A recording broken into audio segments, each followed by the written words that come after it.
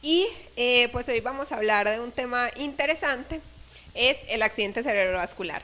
¿Se acuerdan? La última vez les había dicho que íbamos a hablar sobre el tratamiento del VIH, pero la verdad es que quiero traer a alguien experto en el tema, estoy esperando eso, porque la verdad sí quiero que sea una persona que tenga todos los conocimientos suficientes para explicarles esto, porque es un poquito complejo. Entonces hoy vamos a hablar un poquito sobre el accidente cerebrovascular. Sí, yo sé que muchas personas lo han escuchado y pues es muy importante porque es una causa alta de mortalidad, sí, y tiene una alta incidencia, principalmente en ciertos pacientes que ahorita lo vamos a ver. Vamos a ver algo general, etiología, clínica,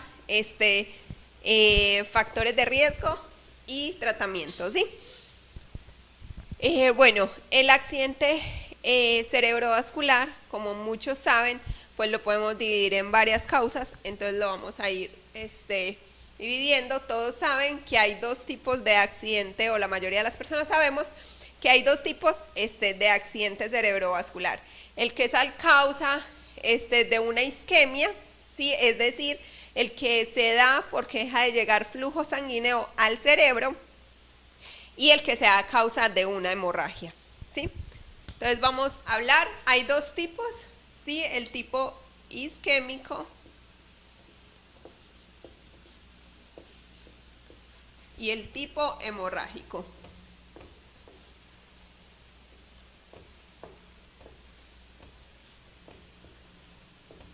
¿Sí? Esto es importante porque el tratamiento es muy diferente, ¿sí? Nosotros hoy nos vamos a enfocar en el isquémico. Del isquémico, pues vamos a ver que se divide en otros tipos, ¿sí?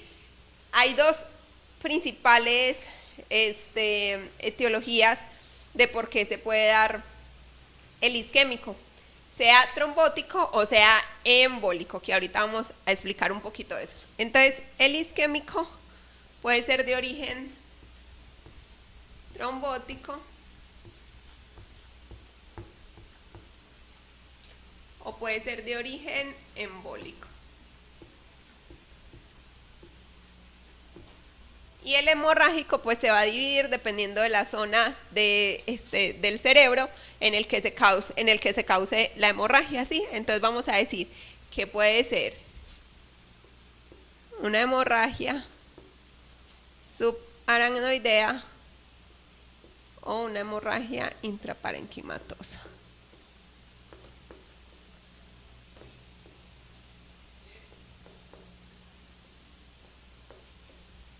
Es muy importante saber que el principal factor de riesgo para ambos tipos de accidente cerebrovascular es la hipertensión arterial, ¿sí? Entonces, todos aquellos pacientes que sufran hipertensión arterial tienen el riesgo de desarrollar un accidente cerebrovascular, ya sea isquémico o hemorrágico, ¿sí? Pacientes con hipertensión arterial no controlada, ¿va? Es importante en lo que nos vamos a centrar, que es el accidente cerebrovascular isquémico, en si es trombótico o embólico, ¿sí? Por eso ahorita vamos a hablar de cuáles son los exámenes que se deben realizar en un paciente en el que se está estudiando un accidente cerebrovascular, ¿sí? El trombótico generalmente en realidad son aparte de la hipertensión arterial, otros factores de riesgo muy importante es la dislipidemia o el colesterol alto, ¿sí? Principalmente para el isquémico, ¿sí? El colesterol alto. La diabetes, el tabaco, la obesidad, sí, son también factores de riesgos importantes para desarrollar. Uno de los principales es la hipertensión, pero pues hay muchos otros como la diabetes, los pacientes obesos, los pacientes con altos niveles de colesterol, triglicéridos, bajos niveles del colesterol HDL y principalmente eso. Entonces, estos trombos, o puede ser trombótico, es decir, que la placa se forma ahí en el vaso sanguíneo y ocluye el flujo hasta que se produce una isquemia. Isquemia es cuando deja de llegar el flujo al tejido, ¿sí? O el oxígeno. Y el embólico es cuando eso sale desde otro lugar y emboliza, va de un lugar a otro, ¿sí? Entonces los pacientes con accidente cerebrovascular se les debe estudiar principalmente por afectación cardíaca, ¿sí? Como que arritmias.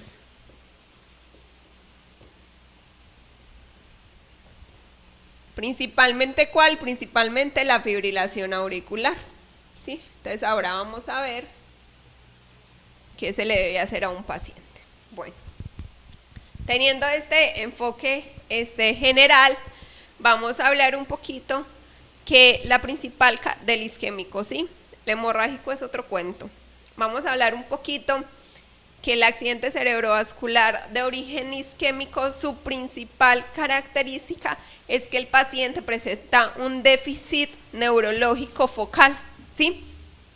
Un déficit neurológico focal, que nos ayuda mucho para hacer el diagnóstico. Cuando un paciente llega a urgencias con un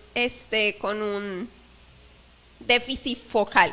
¿Qué quiere decir focal? Que el paciente no llega ni confundido, ni por ejemplo con alteración en el comportamiento, ni nada de esas cosas. Llega con un déficit que lo podemos localizar, ya sea afectación de la fuerza, ya sea afectación para el habla, ¿sí? O ya sea alguna asimetría o desviación de la comisura. Entonces, cuando un paciente presenta uno de estos síntomas neurológicos, nosotros, si nos llega al servicio de urgencias, nosotros lo primero que hacemos pues es evaluar al paciente, ¿sí? La estabilidad hemodinámica, que el paciente esté estable hemodinámicamente, ver la respiración, ahorita vamos a ver por qué es tan importante. Y tenemos varias escalas, sí, pero la que más utilizamos es la escala de Cincinnati, ¿sí? La escala de Cincinnati nos ayuda a evaluar al paciente con un probable accidente cerebrovascular. La escala de Cincinnati evalúa 3 parámetros clínicos. Entre más parámetros de estos el paciente tenga, pues la probabilidad de que el paciente esté presentando un accidente cerebrovascular incrementa, ¿sí? Incrementa considerablemente. Entonces, pues la escala de Cincinnati lo primero que nos mide es la disartria, ¿sí? La disartria es la incapacidad de modular, de hablar bien. Entonces los pacientes presentan alteración en esta parte, ¿sí? Comúnmente, ¿sí? Comúnmente. El accidente cerebrovascular se puede presentar de otras maneras, pero lo más común es que se presente de esta. Entonces puede haber disartria o dificultad para el habla, que es muy notable, principalmente por los familiares, y muchas veces el familiar es el que nota que está teniendo problemas para hablar y es el por qué lo llevan a consultar, ¿sí? Otra manifestación es la simetría de los rasgos faciales. Entonces los pacientes pueden presentar ya sea desviación de la comisura labial, incapacidad para, por ejemplo, levantar las cejas, o por ejemplo, incapacidad para cerrar lo que son los ojos. Y lo otro es la disminución en la fuerza de los miembros torácicos, tanto superiores como inferiores, ya sea completa, lo que le llamaríamos plejía, o parcial, lo que le llamaríamos paresia, ¿sí? Entonces, es gracioso cuando hacemos la evaluación pues del paciente al momento del examen físico, pero se tiene que hacer. Alguna vez me llegó así en un rancho por allá lejano en Colombia, una paciente con datos de accidente cerebrovascular, y pues obviamente los familiares estaban súper agitados, súper nerviosos, todo, y en la evaluación pues yo simplemente le decía: álceme las cejas, ciérreme los ojos, venza la fuerza con sus manos, y el familiar me dice que yo por qué le estoy poniendo a hacer caritas y esas cosas, pero pues entendible, sí, pero es necesario para medir lo que es la simetría facial, para medir la fuerza del paciente, saber si está orientado, si sabe cómo se llama, si sabe cómo se llama, si sabe en qué lugar está, en qué ciudad está, el año en el que estamos, ¿sí? Entonces, esas consideraciones son muy importantes. Entonces, cuando un paciente nos llega con ese déficit neurológico al servicio de urgencias, siempre se tienen que descartar causas así importantes. Lo primero que tenemos que hacer, aparte de pues tomar los signos vitales, que la presión arterial es muy importante, que ahorita lo vamos a ver, hacer el examen físico, es tomar una glucosa, ¿sí? Es muy importante descartar hipoglicemia, porque la hipoglicemia se debe manejar en estos pacientes, y es muy importante descartar que el paciente no esté teniendo hiperglicemias, principalmente glicemias arriba de 180 miligramos sobre decilitros, porque esto empeora la isquemia, ¿sí? Causa más acidosis tisular en el sistema nervioso central, y puede empeorar los síntomas y el cuadro clínico, ¿sí? Entonces es muy importante tratarla, ya sea que esté abajo de 60 o arriba de 180, ¿sí? Lo que se recomienda es que en estos pacientes debemos mantener unos niveles de glucosa entre 140 y 180 miligramos sobre decilitro, ¿sí? Entonces nos llega el paciente a urgencias, ya lo estabilizamos hemodinámicamente, ya le hicimos la glucosa, está estable hemodinámicamente, ya vimos que los niveles de azúcar están bien, le tomamos los signos vitales, hay que evaluar muy bien la respiración, sí, en estos pacientes hay que cuidar mucho la hipertensión,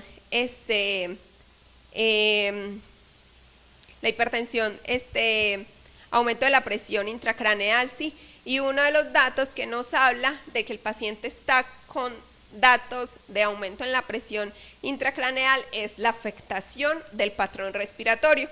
Entonces, por eso es tan importante evaluar bien y ver que el paciente no esté teniendo una respiración diferente, una respiración anómala. ¿Listo? Bueno, después de la evaluación es muy importante tomar de inmediato una tomografía de cráneo, ¿sí? ¿Por qué? Esto nos va a ayudar tanto para el tratamiento como para descartar una causa muy importante que nos contraindicaría uno de los principales tratamientos, ¿sí? Es muy importante saber que uno de los principales tratamientos para los pacientes con SB de origen isquémico es la trombolisis. Ahorita les voy a mostrar si es un medicamento que ponemos por la vena y va y deshace el trombo, ¿sí? Pero pues para eso hay indicaciones muy claras, ¿sí? Los pacientes tienen que tener arriba de 18 años, no pueden tener algún tipo de cirugías previas, principalmente cerebrales, hemorragias, etcétera, ¿sí? Y lo otro es el tiempo de evolución, ¿sí? El tiempo ventana, ¿sí? Para hacer uno de estos tratamientos son 4.5 horas después de que iniciaron los síntomas, ¿sí? Entonces, si el paciente empezó con sintomatología a las 3 de la tarde, tenemos hasta las 4, 5, 6, 7 y media de la noche para realizar esta terapia. Muchas veces no sabemos a qué horas pues empezó con los síntomas, entonces se toma desde el tiempo se toma desde la última vez que lo vieron bien. Sí, la verdad es que son pocos los pacientes que llegan en el periodo de ventana. Por eso es importante que sepan que si tienen alguno de los síntomas que ya mencioné, deben consultar rápidamente, porque es muy importante poder llegar antes de las 4.5 horas para poder iniciar un tratamiento adecuado, ¿sí? Entonces, se debe tomar una tomografía de cráneo. ¿Por qué?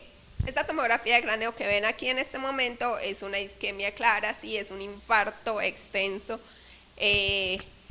Todo lo que es infarto en las tomografías simples tiene que ser una tomografía simple, o si tenemos una resonancia, pues mucho mejor, porque en la resonancia los cambios los podemos ver desde los 3 a los 30 minutos en algunas secuencias, pero en la tomografía la isquemia tarda en aparecer. Entonces, es muy importante tomar la tomografía. La tomografía, ¿qué nos va a ayudar? Si el paciente llega con estos síntomas neurológicos y tenemos una tomografía normal, esto nos puede decir que le podemos hacer una terapia trombolítica, ¿sí? O también nos puede indicar que el paciente pues lleva menos de 4.5 horas de evolución. ¿Por qué? Porque los cambios, sí, en la tomografía se dan en las 4 a 6 horas después del inicio de los síntomas. Esto es muy, muy importante. Si estamos en un centro de salud en el que le podemos hacer una resonancia magnética de cerebro al paciente, pues mucho mejor, ¿sí? Porque los cambios se ven muchísimo más rápido, ¿sí? Y nos ayuda más. Y lo otro muy importante en la tomografía es descartar un proceso hemorrágico, ¿sí? Lo hemorrágico en la tomografía simple brilla, se ve blanco, la sangre se ve blanca y brilla, ¿sí? Entonces es muy importante ver eso porque esto contraindicaría inmediatamente la terapia trombolítica en estos pacientes. Entonces, llega el paciente a urgencias, lo evaluamos la estabilidad hemodinámica, se le tiene que hacer una prueba de glucosa siempre, ¿sí? Se le tiene que medir la presión arterial, ahorita vamos a saber por qué, y se le tiene que realizar una tomografía. Ya les expliqué para qué. Hay algunos signos indirectos que nosotros podemos ver en la tomografía cuando no nos muestra una isquemia marcada. Hay algunos signos indirectos que nos dicen, oye, sí hay isquemia, sí, pero pues no voy a profundizar en eso porque no es el caso.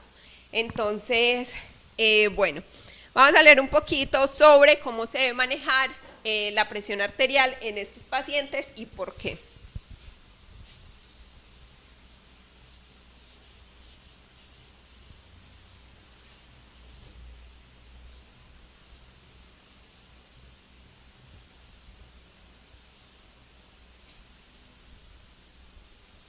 Bueno,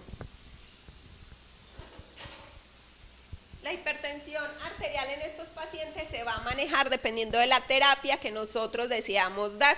Bueno, que deseamos, no, dependiendo de la terapia que esté indicada darle a este paciente. Entonces, si vamos a hacer una terapia de trombolisis,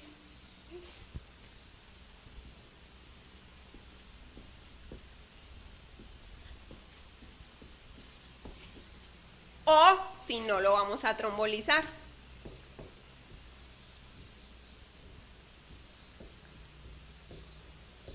¿Sí?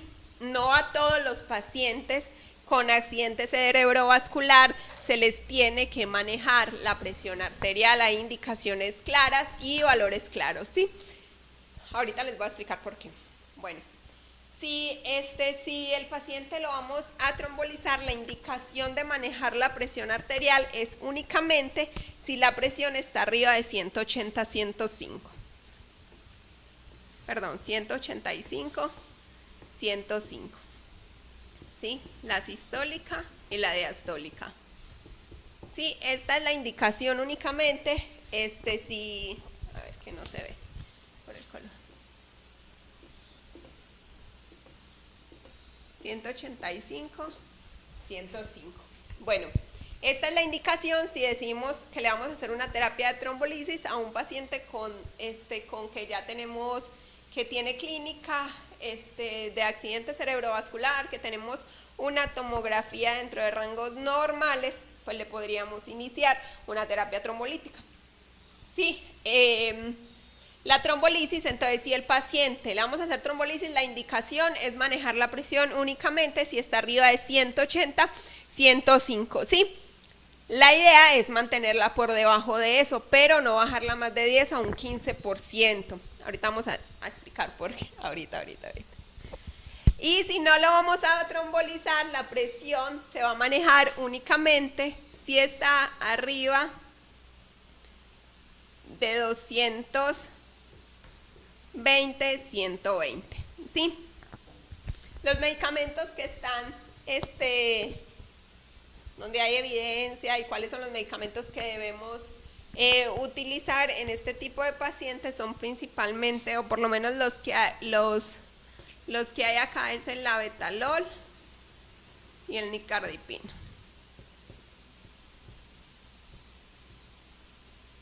La nitroglicerina, el nitroprusiato, la verdad es que son medicamentos de segunda línea, porque pueden aumentar lo que es el edema y el daño a nivel cerebral. ¿Sí? Entonces estos son los principales.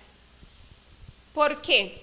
Porque no podemos llevar a un paciente con un accidente cerebrovascular a valores de presiones normales. Hay algo, ¿sí?, que se llama la presión de perfusión cerebral, ¿sí? PCP. La presión de perfusión cerebral es la presión que necesitamos en nuestro cerebro, ¿sí? La presión de perfusión cerebral es lo que necesitamos en nuestro cerebro para que haya un adecuado flujo, ¿sí?, para que haya una adecuada oxigenación. En estos pacientes, obviamente, todo este sistema, liberación de citoquinas, de edema, luego del necrosis y todo lo que sucede, pues está todo alterado. Pero es importante saber que en estos pacientes debemos mantener una presión de perfusión arriba de lo normal. Lo normal es mantenerla aproximadamente entre 60 y 100, ¿sí? Es bueno mantenerla en estos pacientes arriba de 100, 150. ¿Sí? ¿Por qué? ¿Por qué? Porque cuando la presión de perfusión cerebral está abajo de 50, aumenta el riesgo de, aumenta la isquemia. Sí, aumenta la isquemia. Y cuando está arriba de 120, pues aumenta el riesgo de lo que es el edema cerebral. Sí. Entonces, por eso es muy importante, ¿sí? La presión de perfusión cerebral la sacamos de una forma fácil. Con la PIC, que es la presión intracraneana, que generalmente se la medimos a estos pacientes por medio de un dispositivo, y la presión arterial media. Listo. Con estos dos valores podemos sacar lo que es la presión de perfusión cerebral. Entonces, por eso es importante que si le bajamos mucho la presión al paciente, pues el paciente nos va a hacer más isquemia. ¿Listo? Ya saben cuáles son los medicamentos. Bueno.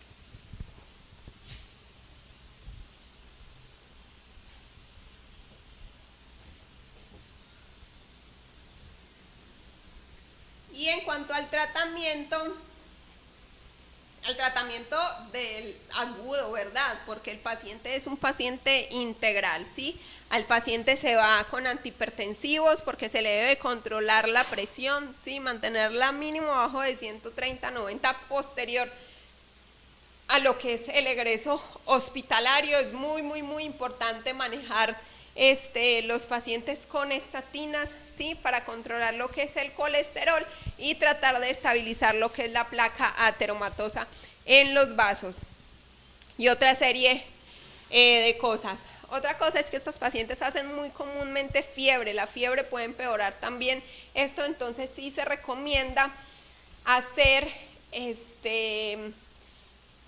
mantener el paciente normotérmico por lo menos en las primeras 24 a 48 horas, ¿sí? Antes del tratamiento nos vamos a meter un poquito en lo que es la evaluación integral, ¿sí? Aparte de medir los niveles de glucosa, recuerden que la glucosa en estos pacientes la debemos mantener entre 140 y 180 miligramos sobre decilitro, ¿sí? Pero hay otras cosas importantes. A todos los pacientes que lleguen con un accidente cerebrovascular se les debe poner un holter o un monitoreo de ritmo cardíaco, ¿sí? La mayoría de veces se los ponen por 24 horas, pero la indicación es ponerlo por 48 horas, ¿sí? ¿Por qué? Por lo que hablábamos ahorita. Sí, una de las causas del accidente cerebrovascular isquémico es el embólico, ¿sí? y estos pacientes pues pueden presentar arritmias, principalmente la fibrilación auricular, y desde ahí mandar los trombos a lo que es embólicos, ¿sí?, a lo que es el sistema nervioso central y poder causar la oclusión de los vasos y la sintomatología. Entonces es muy importante buscar lo que es una arritmia cardíaca. Sí, también se debe hacer un ultrasonido carotídeo para ver si no hay obstrucción de placas ateromatosas a nivel de las carótidas, que sea significativa, sí, porque con el aumento de la edad, obviamente esto se presenta más en pacientes mayores, es más común en hombres, pacientes hipertensos, diabéticos. Ya si esto se presentara, si un paciente joven presentara datos de un accidente cerebrovascular, habría que buscar otras cosas, sí, enfermedades inmunológicas, por ejemplo, un síndrome de antifosfolípidos, pacientes con lupus, enfermedades reumatológicas, enfermedades autoinmunes, buscar causas hereditarias, por ejemplo, de síndromes de hipercoagulabilidad, entre otras cosas, sí, pero estamos hablando del paciente común, del paciente adulto, diabético, con colesterol alto, obeso, una presión mal controlada, sí, el paciente más común. Bueno, entonces se debe hacer principalmente un Holter y un ultrasonido carótido. Es muy importante que al momento de que lleguen a urgencia se debe hacer un electrocardiograma, ¿sí? Porque un electrocardiograma y unas enzimas cardíacas. Porque debemos descartar que no vaya a haber isquemia concominante, o sea, que no se esté presentando al mismo tiempo una isquemia a nivel cardíaco, ¿sí? Ya sea una angina, ya sea un infarto agudo al miocardio, mientras el paciente llega con esa clínica. Entonces, obviamente tenemos que pedir todos los laboratorios, sí, pero los más importantes es pedir a la llegada de urgencias la glucosa, la saturación de oxígeno, un electrocardiograma, una tomografía de cráneo, evaluar la estabilidad hemodinámica del paciente, evaluar la característica de la respiración y tomar unos tiempos, ¿sí? Ya posterior a esto, pues vamos a tomar una ABH, un perfil bioquímico completo, etcétera, pero estos son como los más, los que necesitamos en ese momento. Bueno, ahora sí vamos a hablar un poquito. Bueno, al momento de evaluar al paciente, sí, previo al tratamiento de trombolisis, si está en periodo de ventana, si es mayor de 18 años y no tiene ninguna contraindicación para este tratamiento, es importante hacer una valoración neurológica completa, ¿sí? Nosotros utilizamos la escala que es la escala de NIS para hacer la evaluación del paciente neurológica, ¿sí? Es muy importante porque esto nos ayuda tanto a hacer el tratamiento, a tomar la decisión si es un tratamiento trombolítico, y también para ver posteriormente si el paciente recuperó o no. Entonces esta escala siempre se debe hacer previo o cuando se esté pensando en el diagnóstico y posteriormente a la terapia. Si decimos que cuando el NIS nos da puntos de 5 a 25, pues hay indicación de trombolizar al paciente.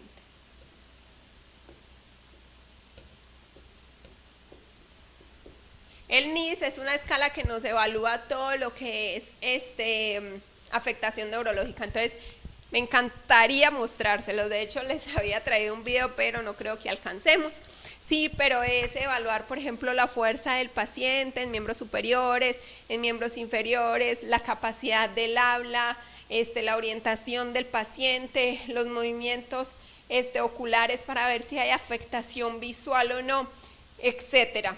Sí, y esto nos va a ayudar. El NIS nos ayuda, como les digo, para saber la terapia entre los puntos. Y otra cosa es que hay algunas indicaciones de trombolisis independientemente del NIS, principalmente aquellos que tienen afectación visual. ¿Sí? Todo paciente que tenga una afectación visual significativa, o no, todo paciente que tenga una afectación visual está indicado pues iniciar lo que es la terapia de trombolisis. ¿Sí? Bueno, también es importante nosotros como médicos, no voy a profundizar, pero nosotros como médicos mediante la clínica podemos ver qué tipo de arteria está afectada, si es la arterial media, si es la arteria anterior, la cerebral media, la vertebrobasilar, o sea, por clínica nosotros podemos diferir más o menos, no, saber qué arteria está afectando al paciente, nada más por la clínica, ¿sí? Bueno,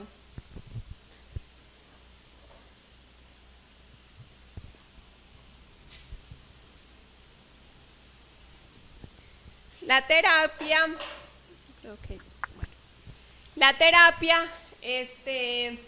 de la trombolisis se hace con un medicamento que se llama Alteplase, que es un factor recombinante. Ahorita lo vamos a ver. Ahorita vamos a ver qué es lo que hace, ¿sí? Entonces es el Alteplase que se realiza. La vida media de este medicamento es de 5 a 10 minutos, por eso se pone en infusión, ¿sí? La dosis es de 0.9 miligramos por kilogramo, ¿sí? La dosis máxima de este medicamento son 90 miligramos. Hay estudios con 0.6 miligramos, les va igual. Y se pasa el 10% en bolo, generalmente en 1 minuto, y el resto se pasa pues en una infusión de 1 hora por su vida media, etcétera. Ahorita lo vamos a ver. Recuerden, los pacientes siempre tienen que ir acompañados de terapia para el colesterol, para estabilización de placas, para la presión y controlar lo que es la glucosa. Tenemos otra escala que es el ranking, ¿sí? Que es lo que nos ayuda a medir la secuela posterior a un evento cerebrovascular. Va de 0 a 6. 0 es un paciente que tuvo un evento cerebrovascular pero que está asintomático, que no tiene ninguna secuela por esto, y 6 es el paciente que muere por esto. Si esto nos evalúa la capacidad funcional del paciente, si todavía es capaz de hacer sus actividades normales o si necesita ayuda de esto. Vamos a poner un video de lo que es el Alteplase, ¿sí? Que es el medicamento, para que entiendan cómo actúa. Y bueno, regresando les quiero contar sobre un producto muy bueno, así que espérenme. Y ya, yo espero que les haya gustado este tema. Lo resumí bastante por tiempo, por muchas cosas, pero recuerden, el programa lo pueden ver en la página de Antena X, en mi Facebook como doctora Liz Jaramillo, y me pueden seguir por favor en mis redes sociales, en mi Instagram como doctora Jaramillo 92. Ahí pueden encontrar clips e información sobre salud y prevención de enfermedades, ¿sí? Entonces vamos a ver el video y regresando me esperan, no se vayan.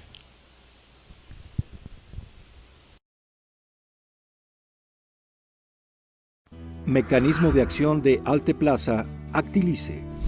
Alteplase está indicado para el manejo del infarto cerebral isquémico agudo en adultos, para mejorar la recuperación neurológica y reducir la incidencia de discapacidad. La formación de un trombo se inicia por una lesión del endotelio, como ocurre en los casos de ruptura de una placa aterosclerosa inestable. Los trombos, que así se forman, obstruyen la luz de la arteria y en ocasiones suelen dar lugar a la formación de émbolos. En estas condiciones, el resultado es la isquemia en el tejido que irriga el vaso lesionado. La lesión endotelial provoca la adhesión de las plaquetas a la superficie subendotelial. Las plaquetas adheridas se activan, lo que origina la producción y liberación de sustancias vasoactivas y promotoras de su agregación. Las plaquetas activadas sufren cambios en la configuración de su membrana, lo que activa la coagulación sanguínea. Así, las plaquetas hacen que el fibrinógeno entre en funciones. El fibrinógeno soluble se convierte en fibrina insoluble. Al mismo tiempo que es activada la cascada de la coagulación, las células endoteliales liberan el activador del plasminógeno tisular TIPA. Esta liberación es estimulada por varios factores que incluyen la hipoxia y la bradicinina. El activador del plasminógeno tisular se une al plasminógeno en el trombo y lo convierte en plasmina, que inicia la fibrinólisis. Se forman así productos de degradación de la fibrina. La fibrinólisis fisiológica concluye debido a los inhibidores del plasminógeno circulantes, el inhibidor del activador del plasminógeno, la inactivación de la plasmina y a la depuración de factores fibrinolíticos a través del hígado. En presencia de fenómenos trombóticos, se hace evidente la presencia de cifras elevadas de la proteína inhibidora del activador del plasminógeno tisular PAI-1. Este es sintetizado también por las células endoteliales y los hepatocitos. Está presente en los gránulos alfa de las plaquetas, 90%, y en el plasma, 10%, donde circula en forma activa. Su vida media es de 10 minutos. Casi 50% del plasminógeno se une a esta proteína, lo que reduce la cantidad de plasminógeno que puede unirse a la fibrina durante el proceso de coagulación para activar la fibrinólisis.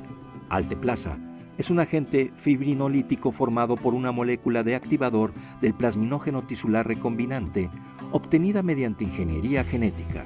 Alteplasa es equivalente al activador del plasminógeno tisular que se produce de manera natural, tiene afinidad por la fibrina del coágulo y posee una vida media corta. El ADN del gen del activador del plasminógeno tisular natural se obtiene de células humanas y es transferido al genoma de células de roedor en cultivo de tejidos. Después de su replicación, la proteína recombinante se recupera del medio de cultivo. Alteplasa se une a los coágulos ricos en fibrina, a la cual se fija a través del dominio semejante a un dedo y el dominio Kringle-2. El dominio de proteasa transforma el plasminógeno en plasmina, que a su vez degrada la matriz de fibrina del trombo. Por tanto, alteplasa ejerce una acción trombolítica. Alteplasa es relativamente inactivo al inyectarse a la circulación sistémica. Tiene una baja afinidad por el plasminógeno, pero una elevada afinidad por la fibrina y por tanto se une rápidamente a cualquier coágulo sanguíneo que exista. Una vez unido a la fibrina, su afinidad por el plasminógeno se incrementa. De esta manera, el plasminógeno se convierte rápidamente en plasmina, lo que resulta en una fibrinólisis local altamente efectiva, con efectos sistémicos escasos. Alteplasa es eliminado del plasma circulante a través del hígado. Más del 50% es eliminado en 5 minutos y cerca de 80% en 10 minutos. La vida media de 5 minutos en plasma de alteplasa permite la determinación precisa de los esquemas de tratamiento e incrementa la seguridad del medicamento. Una dosis de alteplasa de 0.9 miligramos por kilogramo de peso corporal, administrada en 1 hora por infusión intravenosa, 10% en bolo, es eficaz y tiene un perfil de seguridad aceptable en pacientes seleccionados con infarto cerebral isquémico de 4.5 horas de evolución. Hola, hola. Bueno, espero hayan entendido un poquito más, aparte de la fisiopatología, que ahí hablaban un poquito de lo que era el embólico, la formación de la placa y cómo es que actúan los medicamentos a nivel de estas para poder romper esa placa y poder mejorar lo que es la clínica del paciente. Hay otros tratamientos, sí, está también la trombectomía, ya sea en la fase aguda de algunos estudios que sugieren que hay mejoría en los pacientes que se realizan posterior a ese periodo de ventana. Sí, pero eso la verdad es que ya es más del neurólogo. La mayoría de los médicos generales llegan hasta ahí, nosotros como internista podemos llegar hasta acá. Sí, posteriormente a esto, pues la terapia ya es más de lo que es el paciente, el neurólogo, ¿sí? Bueno, recuerden, es un tratamiento integral y posteriormente al egreso del paciente hay que evaluar muchas otras cosas y complicaciones que pueden derivarse de esto. Bueno, no traje los productos, pero les prometo que la otra semana se los voy a traer. Les quiero recomendar unos productos que he estado utilizando que me encantan. Ustedes saben, este programa es de salud y belleza, ¿sí? Yo amo el maquillaje, me encanta probarme maquillajes, no soy maquilladora profesional ni nada por el estilo, pero sí me gusta muchísimo. Entonces me gusta comprar maquillaje y estar probando maquillaje, ¿sí? Y encontré uno que es de una mujer que ustedes no saben, hermosísima, ¿sí? Es una mujer mexicana, ¿sí? Ella se llama Sara Maldonado. Ella tiene una línea de maquillajes mexicana, que aunque yo sé que ella tiene algo de corazón colombiano, pero ella tiene una línea de maquillaje mexicana hermosa, unos productos divinos, y lo más importante es que son productos de muy muy alta calidad y que son accesibles a la mayoría del público, de las personas que nos guste. Entonces los quiero invitar. Yo por ejemplo en este momento traigo, ¿por qué se fue la pantalla? En este momento traigo lo que es